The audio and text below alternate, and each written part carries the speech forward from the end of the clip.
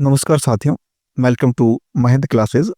देखिए मित्रों, हम बात कर रहे थे इस क्लास के अंतर्गत कि राजस्थान क्लास 10th की राजस्थान का इतिहास और संस्कृति वाली बुक्स हैं, उसमें हम बात कर रहे थे वन लाइनर और शॉर्ट नोट्स के बारे में, जिसमें हमने 2 क्लासें पहले ही कर ली। आज हम बात करेंगे इसके पार्ट 3 की, ठीक है? फर्स्ट टॉपिक जो चल रहा है, फर्स्ट टॉपिक के पार्ट 3 की हम इस क्लास में बात करने वाले हैं, ठीक है ना? तो एक बार जल्दी से फटाफट सभी क्लास को शेयर कर लीजिए। और एक सूचना है आपके लिए कि मैंने कहा था कि वीक में मैं आपको इसकी 3 क्लासें दूँगा, तो उसके अकॉर्डिंग कब कब आपको जो है 3 क्लासें मिलेगी, तो डेट याद रखना आप। एक तो देखो, वीक में मंडे को आपको इसकी क्लास मिलेगी, ठीक है ना? मंडे के बाद में आपको वापस यानी सोमवार को मिलेगी, फिर मंगलवार को नहीं मिलेगी, बुधवार को मिलेगी, यानी कि वेडनेसडे को आपको इसकी क्लास मिलेगी, ठीक है? वेडनेसडे। और फिर वापस आपको थर्सडे को नहीं मिलेगी और फ्राइडे को इसकी क्लास मिलेगी। कब मिलेगी वापस? फ्राइडे को, ठीक है? तो इस प्रकार से मंडे, वेडनेसडे और फ्राइडे 3 दिन जो है आपको वीक में इसकी क्लासें मिलती रहेगी, ठीक है ना? और इससे एक्स्ट्रा अगर मुझे टाइम मिला तो मैं और भी क्लासेस इसकी बढ़ा दूँगा, ठीक है ना? बाकी पूरा जो है मैं आपको इसका कोर्स कंप्लीट करवाऊँगा। अब इसके लिए आपके फ़ायदा ये है कि आप इसको देखकर जो है, या तो इसके देखकर इससे नोट्स बना लीजिए डायरेक्ट, ठीक है? कि इतनी बड़ी बुक्स आप अगर नहीं पढ़ सकते सारे, तो या तो इसको देख के नोट्स बना लीजिए। और नोट्स बनाने का समय अगर आपके पास में नहीं है, तो आप एक काम कीजिए, इसको देखकर अगर आपके पास बुक्स ले आई, ठीक है, दुकान से, और उस बुक्स के अंतर्गत जो है डायरेक्ट इसको देखकर आप अंडरलाइन कर लीजिए और फिर सीधा-सीधा उससे पढ़ना शुरू कर दीजिए, ठीक है ना? एक बार क्लास देख लोगे तो वैसे काफ़ी याद हो जाएगा आपको तो, लेकिन फिर भी जो है अगर आप चाहें तो ऐसा आप कर सकते हैं, ठीक है ना? नहीं तो फिर इसकी पीडीएफ जो है मैं आपको टेलीग्राम पर अवेलेबल करवा दूँगा। तो टेलीग्राम की जैसे ही टॉपिक पूरा कंप्लीट होगा, फिर इसकी पीडीएफ जो है मैं आपको टेलीग्राम पर अवेलेबल करवा दूँगा। फर्स्ट टॉपिक कंप्लीट हुआ, फिर फर्स्ट की पीडीएफ आ जाएगी, सेकंड टॉपिक कंप्लीट हुआ, सेकंड की पीडीएफ आ जाएगी, ठीक है ना? तो आप चाहो तो पीडीएफ को प्रिंट निकाल कर भी पढ़ सकते हो, और प्रिंट ना निकालो तो उसको नोट्स भी बना सकते हो, या दो बुक में जो है डायरेक्ट आप ऑनलाइन भी कर लो। सबसे बेस्ट कह रहा हूँ मैं तो, पीडीएफ की प्रिंट निकालोगे तो बहुत ज़्यादा महँगी रहेगी वो, ठीक है ना? फोटोकॉपी पैसे बहुत ज़्यादा लेते हैं। तो आप सीधे से ले लो, बुक्स ले आओ और बुक्स के अंदर डायरेक्ट ऑनलाइन कर लो, या फिर क्लास देख लो और ऑनलाइन ही पढ़ लो। जैसे आपको सूटेबल लगे वैसा आप कीजिएगा, ठीक है? चलिए तो शुरू करते हैं आज के पार्ट 3 के बारे में। तो देखिएगा, आज हमने बात करनी है किसके बारे में? राजस्थान के जनपद के बारे में। तो क्या है जनपद? इसमें क्या क्वेश्चन बन सकता है? देखिए, फर्स्ट इंपॉर्टेंट क्वेश्चन बन रहा है कि बौद्ध साहित्य, बौद्ध ग्रंथ अंगुत्तर निकाय, एक बौद्ध ग्रंथ था जिसका नाम है अंगुत्तर निकाय, इसमें 16 महाजनपदों की सूची का उल्लेख किया गया है। तो याद रखना, सीधा सा क्वेश्चन बनता है, अंगुत्तर निकाय में कितने महाजनपदों का उल्लेख मिलता है? 16 महाजनपदों का उल्लेख मिलता है। और ये क्वेश्चन कई बार इंपॉर्टेंट क्वेश्चन बन चुका है, क्योंकि एग्जाम में आ चुका है। पिछले जो रीट के एग्जाम हुए उनमें ये क्वेश्चन एज इट इज पूछा गया था यहाँ से, ठीक है? चलिए, फिर है 16 महाजनपदों में से मत्स्य जनपद जो राजस्थान में ही स्थित था, और राजस्थान के अनेक भाग कुरु, सुरसेन व अवंती महाजनपदों के अंतर्गत थे, ठीक है ना? मतलब महाजनपद में कौन कौन से शामिल थे? तो एक प्रकार से कह सकते हो मत्स्य जनपद है, कुरु है, सुरसेन है, अवंती है, ये सारे महाजनपद के नाम से जाने जाते थे उस समय राजस्थान के अंतर्गत, ठीक है? 16 महाजनपद, ठीक है? फिर देखिए नेक्स्ट है, चित्तौड़ के आसपास का जो क्षेत्र है उसको शिवी जनपद कहा जाता था। ये क्वेश्चन काफी इंपॉर्टेंट है, याद रखना, चित्तौड़ के आसपास का जो क्षेत्र है उसको कहा जाता है शिवी जनपद। क्या कहते थे? शिवी जनपद। फिर है 327 ईसा पूर्व में सिकंदर के आक्रमणों के कारण अपनी सुरक्षा और अस्तित्व की रक्षा के लिए पश्चिमोत्तर सीमा से कुछ कबीले, जैसे कि कौन सा, मालव, योद्धे, अर्जुनायन, ये सब जो है राजस्थान में आकर बस गए थे। तो ये भी क्वेश्चन इंपॉर्टेंट बनता है, याद रखना। कब आए थे ये सब राजस्थान में? तो 327 ईसा पूर्व के अंतर्गत। कौन कौन से कबीले आए थे? मालव, योद्धे और अर्जुनायन, ठीक है? कहाँ से आए थे? तो पश्चिमोत्तर भारत से आए थे, ठीक है? इंपॉर्टेंट क्वेश्चन याद रखना, पश्चिमोत्तर सीमा से आए थे, ठीक है? चलिए, तो ये क्वेश्चन सारे इंपॉर्टेंट है, याद रखना। फिर देखिए नेक्स्ट है, अब हम बात करते हैं एक एक प्रश्न जनपद के बारे में कि कौन सा कितना इंपॉर्टेंट है। मत्स्य जनपद के देखते हैं पहले। मत्स्य जनपद की बात करें तो आर्य जन के रूप में मत्स्य जाति का उल्लेख सर्वप्रथम ऋग्वेद में मिलता है। क्वेश्चन इंपॉर्टेंट है, याद रखना। मत्स्य जनपद का सबसे पहले उन लोग जो है वो कहाँ पर मिला? कौन से वेद में मिला? तो ऋग्वेद में मिला। ऋग्वेद जो है वो सबसे प्राचीन ग्रंथ है। कौन सा? सबसे प्राचीन वेद है कौन? ऋग्वेद, ठीक है? ये क्वेश्चन भी काफी इंपॉर्टेंट बनता है भाई, याद रखना। सबसे प्राचीन वेद कौन सा है? ऋग्वेद। टोटल वेद कितने? 4 है, ऋग्वेद, सामवेद, अथर्ववेद और यजुर्वेद, ठीक है ना? याद रखना। फिर देखो नेक्स्ट है, शतपथ ब्राह्मण और कौशितकी उपनिषद में भी मत्स्य जनपद का उल्लेख मिलता है। याद रखना, उपनिषद कौन कौन से जहां पर मत्स्य जनपद का उल्लेख मिलता है? तो प्राचीन ग्रंथ की बात, वेद की बात की तो ऋग्वेद में मिलता है, और उपनिषद की बात की जाए तो याद रखना शतपथ ब्राह्मण उपनिषद और एक है कौशितकी उपनिषद। इन दोनों में भी जो है मत्स्य जनपद का उल्लेख मिलता है। ठीक है ना, ये सीधे सीधे क्वेश्चन बनते हैं एग्जाम में ऐसे कैसे। ठीक है ना, याद रखना इनको।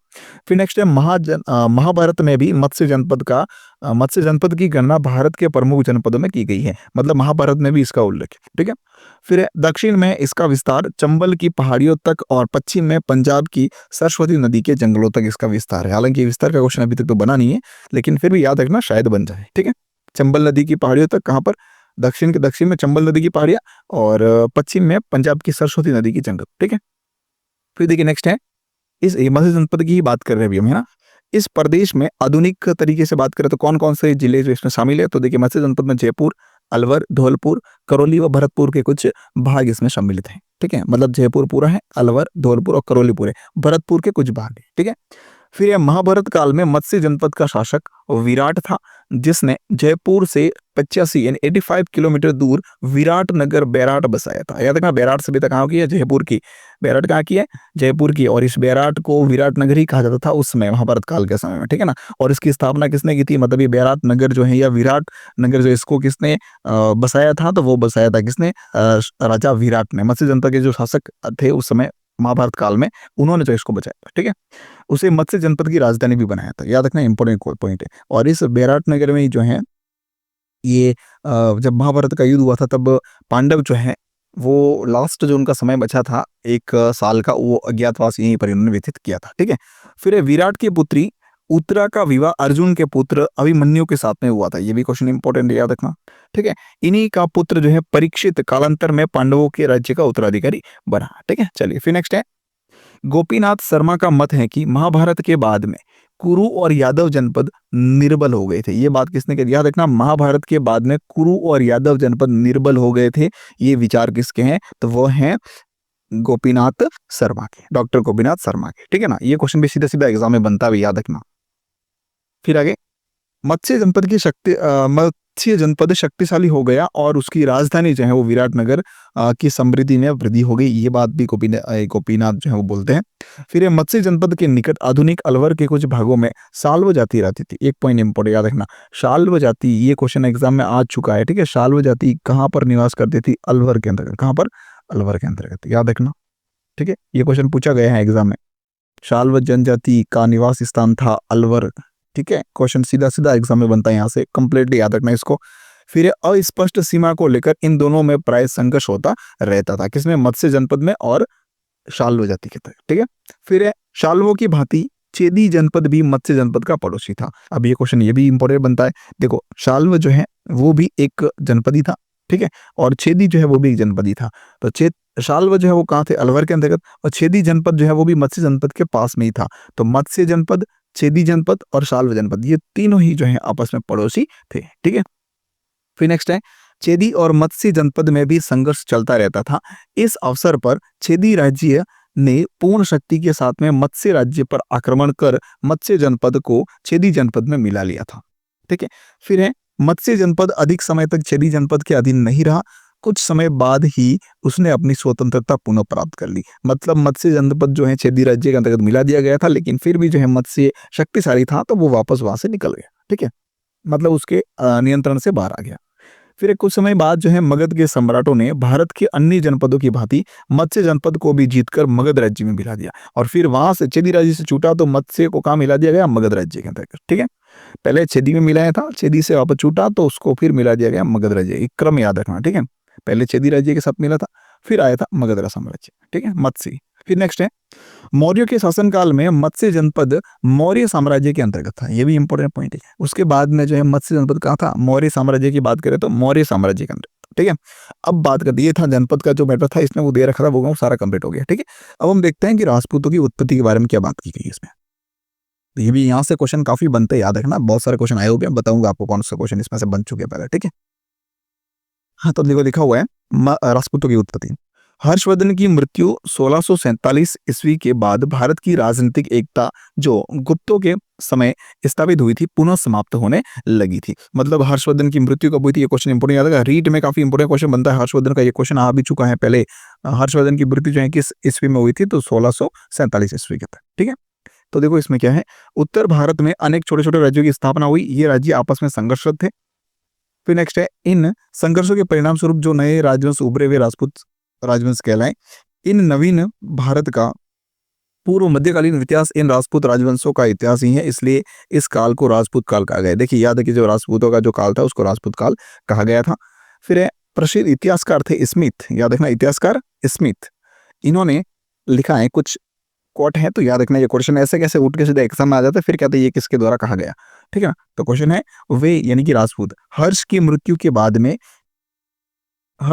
के बाद से उत्तरी भारत पर मुसलमानों के आधिपत्य तक इतने प्रभावशाली हो गए थे कि 7वीं शताब्दी के मध्य से 12वीं शताब्दी की समाप्ति तक के समय को राजपूत युग कहा जा सकता है। याद रखना क्वेश्चन बहुत इंपोर्टेंट बनता है, इतिहासकार स्मिथ ने कब से कब तक का समय राजपूत युग कहा है। तो याद रखना 7वीं शताब्दी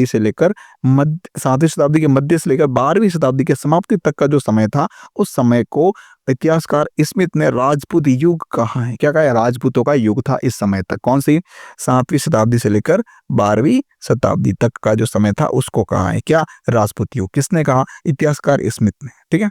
ये नाम भी याद रखना और ये समय जो बताया वो भी याद रखिएगा, ठीक है। चलिए फिर नेक्स्ट क्वेश्चन कौन सा बन सकता है, देखो अब बात करते हैं डॉक्टर गौरी शंकर हीराचंद ओझा के बारे में। इन्होंने क्या बात की है, तो इन्होंने कहा है राजपूतों के बारे में कि राजपूत शब्द का प्रयोग नया नहीं है, प्राचीन काल के ग्रंथों में इसका व्यापक प्रयोग मिलता है। चाणक्य के अर्थशास्त्र, कालिदास के नाटकों व बाणभट्ट के हर्षचरित व कादम्बरी में इस शब्द का प्रयोग किया गया है। देखिए ये तो इंट्रोडक्शन दिया है उन्होंने, कभी यहाँ यहाँ इसका उल्लेख हो रखा है, ठीक है। अब इसमें याद क्या करना है, याद रखना एक तो ये बाणभट्ट के जो ग्रंथ है कौन कौन से, हर्षचरित और कादम्बरी। हर्षचरित और कादम्बरी किसके द्वारा लिखित है, बाणभट्ट के द्वारा। ये क्वेश्चन एक और एक्स्ट्रा यहाँ से इंपोर्टेंट बनता है। बाकी ये जो कोटेशन है वो आपको याद रखना। चाणक्य की ये पुस्तक थी जिसका नाम था अर्थशास्त्र। अर्थशास्त्र सब्जेक्ट है लेकिन यहाँ सब्जेक्ट नहीं है, यहाँ चाणक्य की ये पुस्तक थी, चाणक्य जो पुस्तक लिखी थी उसका नाम था अर्थशास्त्र, ठीक है। तो ये भी याद रखना, अर्थशास्त्र पुस्तक किसके द्वारा लिखी गई, चाणक्य के द्वारा, ठीक है। क्योंकि मौर्य साम्राज्य जो है आपके कोर्स में है, रीट वालों के कोर्स में भी है, तो याद रखना इसको, फर्स्ट ग्रेड में भी है ये, ठीक है। तो अर्थशास्त्र चाणक्य ने लिखी थी। फिर एक हर्षचरित और कादम्बरी बाणभट्ट के बारे में, ठीक है। फिर देखो नेक्स्ट है चीनी यात्री। अब एक उसमें चीनी यात्री भी आता है मौर्य काल के अंतर्गत, हेवन सांग नाम है उसका, ठीक है। तो क्या कहते हैं, चीनी यात्री हेवन सांग ने भी जो हर्षवर्धन के समय आया था, ठीक है। राजाओं को कई क्षत्रिय और कई राजपूत लिखा है इसने। फिर है डॉक्टर ओझा। ओझा कौन, यही गौरी शंकर हीराचंद ओझा, ठीक है। ये वाले जो अभी ये बात की है, ये क्या कहते हैं, राजपूत शब्द का प्रयोग एक जाति के अर्थ में मुसलमानों के आगमन से पूर्व प्राप्त नहीं हुआ है। यद्यपि शासक वर्ग यानी क्षत्रियों के लिए राजपूत शब्द का प्रयोग अवश्य किया जाता है, ठीक है।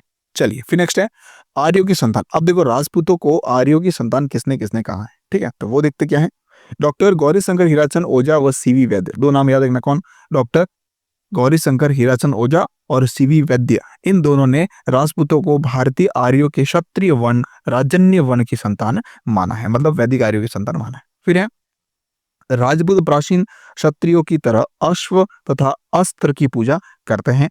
प्राचीन आर्यों की भांति यज्ञ और बलि में भी उनका विश्वास रहा है। उनके सुडौल शारीरिक गठन, लंबी नाक और लंबे सिर से भी यह प्रमाणित होता है कि वे आर्यों की संतान हैं। ये सारी बातें जो है मानने वाले कौन है, गौरी शंकर ओझा और एस सीवी वैद्य, ठीक है। और इसके बल पर ये बताते हैं कि राजपूत जो है वो क्या है, राजन्य वर्ग के यानी कि क्षत्रिय वर्ण के वैदिक आर्यों की संतान है, ठीक है। फिर देखो आगे नेक्स्ट क्या कहता है, अब कौन सा विद्वान है जिन्होंने अग्निकुंड से उत्पन्न माना है राजपूतों को। तो देखिए वो क्या है, एक तो है चंद्रबरदाई, और वो क्या मानते हैं कि अजमेर के शासक पृथ्वीराज तृतीय का दरबारी कवि था। कौन, ये क्वेश्चन काफी इंपोर्टेंट बनता है, याद रखना। चंद्रबरदाई जो है वो पृथ्वीराज चौहान तृतीय जो थे ना, उनका दरबारी कवि था, ठीक है ना। और इसने एक ग्रंथ भी लिखा था, पृथ्वीराज रासो, जिसका नाम है, क्या नाम है, पृथ्वीराज रासो। किसने लिखा था, चंद्रबरदाई के द्वारा। ये क्वेश्चन तो बहुत बार एग्जाम में आ चुका है, इसको तो कंटेस्ट अभी कभी कर लो, क्योंकि चंद्रबरदाई क्वेश्चन सीधा बनता है, पृथ्वीराज रासो ग्रंथ किसके द्वारा रचित है, चंद्रबरदाई। और चंद्रबरदाई कौन थे ये भी क्वेश्चन बनता है, तो वो बनते पृथ्वीराज तृतीय के दरबारी विद्वान, ठीक है। और राजपूतों की उत्पत्ति जो है अग्निकुंड से बताइए, किसमें, चंद्रबरदाई ने अपने खुद के ग्रंथ थे पृथ्वीराज रासो, जिसके अंतर्गत उन्होंने राजपूतों की उत्पत्ति जो है वो अग्निकुंड से मानी, ठीक है। फिर चंद्रबरदाई ने लिखा है कि आबू पर्वत पर निवास करने वाले विश्वामित्र, गौतम, अगस्त्य तथा अन्य ऋषि धार्मिक अनुष्ठान करते थे। इन अनुष्ठानों को राक्षस मांस, हड्डी और मूलमूत्र डालकर इनसे क्या अपवित्र कर लेते थे, इसलिए वशिष्ठ मुनि ने इनसे निपटने हेतु यज्ञ कुंड के 3 योद्धा उत्पन्न किए जो परमार, चालुक्य और प्रतिहार कहलाए। किंतु जब ये तीनों योद्धा जो है रक्षा में असमर्थ रहे, रक्षा करने में, तो वशिष्ठ ने चौथा योद्धा उत्पन्न किया, जो इन तीन योद्धाओं से भी ज्यादा ताकतवर था, हथियार से सुसज्जित था, जिसका नाम रखा गया था चौहान। क्या रखा गया था? चौहान। ठीक है, ये बात कौन बताते हैं भाई? ये बताते हैं चंद्रप्रथ। ठीक है, चलिए फिर नेक्स्ट है ब्राह्मणों से उत्पत्ति का सिद्धांत। अब ये कौन मानते हैं ब्राह्मणों से उत्पत्ति का सिद्धांत? तो देखो इसमें क्या कह रहा है, सर्वप्रथम डॉक्टर D.R. भंडारकर, नाम याद रखें, डॉक्टर D.R. भंडारकर, ये भी पूछा गया है बहुत बार एग्जाम में। इन्होंने जो है सबसे पहले गुहिल राजपूतों की उत्पत्ति नागर ब्राह्मणों से बताई। ये क्वेश्चन काफी इंपॉर्टेंट बनता है कि किस इतिहासकार ने गुहिल राजपूतों की उत्पत्ति नागर ब्राह्मणों से बताई है। ये क्वेश्चन बहुत बार बन चुका बेटा, इसको याद कर लेना भाई, क्योंकि ये एग्जाम में जो है 100% आता ही आता है। तो ये बात किसने की थी? Doctor D.R. भंडारकर। ठीक है, फिर है राजपूतों के ब्राह्मण वंशी होने के साक्ष्य के रूप में डॉक्टर भंडारकर बिजोलिया शिलालेख का उल्लेख भी करते हैं। मतलब डॉक्टर भंडारकर जो है वो कहते हैं कि बिजोलिया शिलालेख जो है उसमें भी लिखा हुआ है कि जो राजपूत हैं वो क्या है? ब्राह्मण वंशीय है। फिर कह रहा है कि बिजोलिया शिलालेख में क्या बात है, देखो इसमें इसमें वासुदेव चौहान के उत्तराधिकारी सामंत को वत्स गोत्रीय ब्राह्मण बताया गया। वासुदेव चौहान का तो उत्तराधिकारी सामंत था, उसको क्या बताया गया? वत्स गोत्रीय ब्राह्मण बताया गया। ये सीधा क्वेश्चन बनता है, काफी इंपॉर्टेंट क्वेश्चन, याद रखना इसको, तो आप 100% टिक लगा दीजिए और अभी कभी याद कर लेना, क्योंकि ये क्वेश्चन मोस्ट इंपॉर्टेंट बनता है। ये क्वेश्चन कई बार एग्जाम पूछा गया है कि वासुदेव चौहान के उत्तराधिकारी सामंत को वत्स गोत्रीय ब्राह्मण किस शिलालेख में बताया गया है? तो वो बताया गया है बिजोलिया शिलालेख के अंतर्गत। और उसी के बल पर जो है डॉक्टर भंडारकर जो है अभी कहते हैं कि भाई ये ब्राह्मण से उत्पत्ति है। ठीक है, फिर इसके अतिरिक्त उनके अनुसार राजशेखर ब्राह्मण का विवाह जो है वो अवंती सुंदर के साथ में होना चौहानों का ब्राह्मण वंश से उत्पत्ति का अकाट्य प्रमाण भी। ठीक है, ये भी क्वेश्चन है इंपोर्टेंट, यहाँ से याद रखना। ठीक, चलिए फिर नेक्स्ट है डॉक्टर गोपीनाथ शर्मा। डॉक्टर गोपीनाथ शर्मा ने भी मेवाड़ के गुहिलोतों को नागर जाति के ब्राह्मण से ब्राह्मण गुहेदत्त का वंशज बताया है। किसने? डॉक्टर गोपीनाथ शर्मा ने। फिर मेवाड़ के महाराणा कुंभा ने भी जयदेव के गीत गोविंद की टीका में, महाराणा कुंभा जो है इन्होंने भी जयदेव के द्वारा जो गीत गोविंद टीका लिखी हुई थी, गीत गोविंद जो ग्रंथ है वो किसके द्वारा लिखा गया था? जयदेव के द्वारा। लेकिन महाराणा कुंभा ने जो है इस गीत गोविंद पर एक टीका लिखी थी। गीत गोविंद पर टीका किसने लिखी? क्वेश्चन तो याद रखना, क्वेश्चन के तरीके दो हैं। एक तो ये कि गीत गोविंद जो है वो किसके द्वारा लिखी गई? तो वो लिखी गई है जयदेव के द्वारा। ठीक है, लेकिन गीत गोविंद पर टीका जो है वो किसने लिखी है? तो वो लिखी है महाराणा कुंभा ने। किसने? महाराणा कुंभा ने। और इसमें इन्होंने बताया, स्वीकार किया कि गुहिलोत जो है वो नागर ब्राह्मण गुहेदत्त के संतान, ऐसा इन्होंने इसमें एक्सेप्ट किया। फिर है डॉक्टर दशरथ शर्मा, इस मत का तर्क सहित खंडन भी करते हैं। कौन? दशरथ शर्मा। तर्क सहित खंडन किसने किया? दशरथ शर्मा ने। ठीक है ना। फिर देखिए नेक्स्ट है विदेशियों की संतान। अब राजपूतों को विदेशियों की संतान किसने बताया? तो इसका क्या इंपॉर्टेंट रहेगा, देखो ध्यान से। राजस्थान के इतिहासकार लेखक James Tod, colonel James Tod जो है वो लिखते हैं कि राजपूत शक अथवा सीथियन जाति के वंशज है। ये भी क्वेश्चन में एग्जाम में जो है क्वेश्चन बन चुका है कई बार कि राजपूतों को शक जाति का या सीथियन जाति का किसने बताया? तो वो बताया कर्नल जेम्स टॉड ने। ठीक है, फिर टॉड ने अग्निकुंड की कहानी को स्वीकार करते हुए इसी आधार पर राजपूतों को विदेशी जाति का प्रमाणित करने का प्रयास किया है। ठीक है, मतलब राजपूतों को विदेशी जाति का प्रमाणित किसने करने की कोशिश की? कर्नल जेम्स टॉड ने। फिर है जेम्स टॉड का मत, यह मत क्या है? देखो, यह विदेशी जातियां 6वीं शताब्दी के लगभग आक्रमणकारी के रूप में भारत में आई और इन्हीं विदेशी विजेताओं को जब वे शासक बन बैठे तो उन्हें अग्नि संस्कार द्वारा पवित्र कर वर्ण व्यवस्था के अंतर्गत क्षत्रिय वर्ण में ले लिया गया। ठीक है, तो याद रखना विदेशी कौन बताता है राजपूतों को? वो बताते हैं कर्नल जेम्स टॉड एकमात्र। ठीक है, फिर नेक्स्ट है टॉड ने राजपूतों को शक व सीथियन प्रमाणित करने के लिए तर्क दिया है। क्या तर्क दिया है? कि राजपूतों के रीति रिवाज शक, चीथियन और हूणों से मिलते हैं, जैसे अश्व पूजा, अश्वमेघ, अस्त्र पूजा, अस्त्र शिक्षा आदि जो है वो दोनों जातियों एक ही है, ऐसा उन्होंने बताया। फिर इतिहासकार V.A. स्मिथ वो क्या कहते हैं? राजपूत जाति 8वीं या 9वीं शताब्दी में अचानक प्रकट हुई थी और स्मिथ ने राजपूतों को हूणों की संतान बताया। याद रखना, राजपूतों को शत व सीथियन किसने बताया? कर्नल जेम्स टॉड ने। और राजपूतों को हूणों की संतान किसने बताया? V.A. स्मिथ ने। ये क्वेश्चन मोस्ट इंपोर्टेंट, याद रखना, पूछा भी गया है बहुत बार एग्जाम में। ठीक है, कि V.A. स्मिथ ने राजपूतों को हूणों की संतान बताया है। ठीक है, चलिए फिर नेक्स्ट है राजपूत अपनी उत्पत्ति जो है सूर्य और चंद्र से बताते हैं। डॉक्टर कानूनगो ये क्या कहते हैं? देखो ध्यान से सुनना। डॉक्टर कानूनगो कहते हैं अग्निकुंड की कहानी इस प्रगति के युग में नहीं चल सकती। उनकी सूर्य अथवा चंद्र से उत्पत्ति एक काल्पनिक सत्य हो सकता है।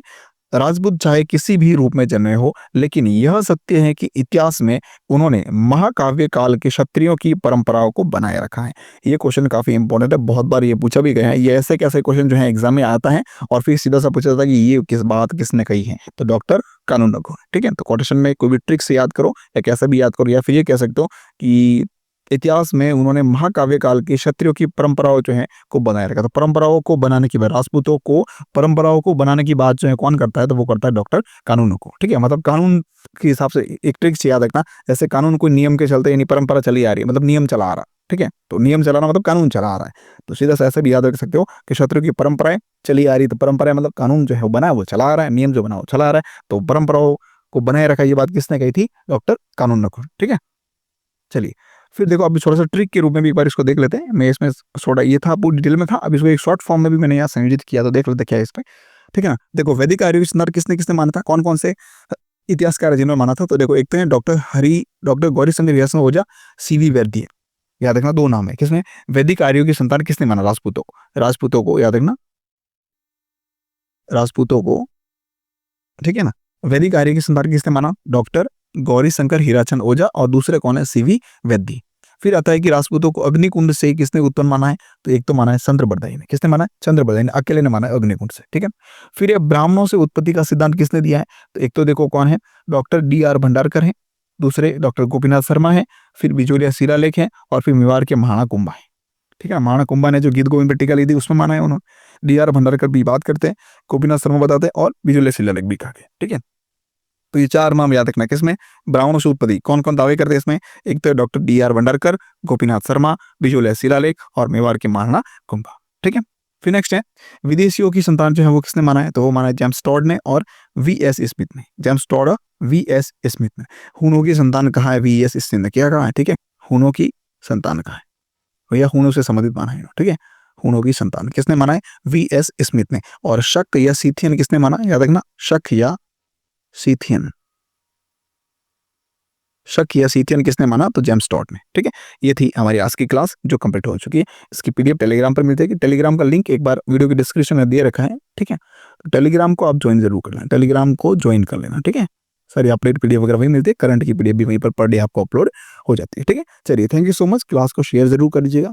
ठीक है ना, और भी आपको कुछ कमी लगती है तो क्लास में आप मुझे कमेंट करके जरूर बताइएगा, मैं कोशिश करूंगा नेक्स्ट क्लास में उसको कंप्लीट किया जाए। ठीक है ना, चलिए थैंक यू सो मच।